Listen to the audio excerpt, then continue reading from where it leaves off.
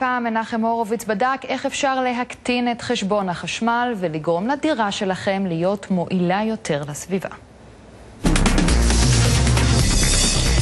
שלום לכם, קיבלתם חשבון חשמל גבוה? אתם רוצים לחסוך? מה לעשות? תישארו איתי.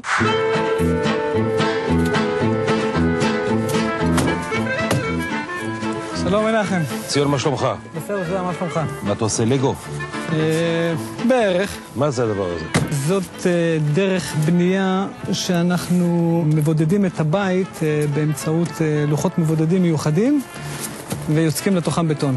כלומר, מה שמבודד זה הקלקר הזה? מה שמבודד זה הפוליסטירן מוקצף, מה שאנחנו מכנים קלקר. כשאתה אומר מבודד, על מה אתה מדבר? אני מדבר על זה שהטמפרטורה בתוך הבית הרבה יותר נוחה מהטמפרטורה בחוץ. אוקיי, ואיך זה גורם לי לחסוך באנרגיה? הוא לא מאפשר לטמפרטורות הגבוהות או הנמוכות לחדור לתוך הבית. בוא נאמר, משפחה ממוצעת מוציאה 1,000 שקל בחשבון דו-חודשי, היא תוציא 300 שקל בחשבון דו-חודשי בעתיד. למה בנייה ירוקה תמיד מצטערת כבנייה היקרה ביותר? בגלל שעכשיו כל המודעות של בנייה ירוקה רק החלה עכשיו, הדבר הראשון שנתפס זה מערכות יקרות, מערכות של מים אפורים, מערכות של גגות ירוקים. הבנייה הירוקה ברמה אדריכלית היא לא דורשת יותר כסף.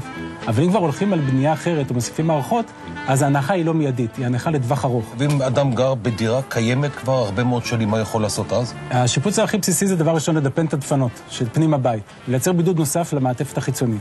מעבר לזה, היום בימינו אנשים בדרך כלל מדליקים אורות בבית בשביל להאיר את הבית, אבל אין צורך בזה. בעצם השימוש באור טבעי הוא גם הרבה יותר בריא, גם הכי סבירה יותר טובה הביתה.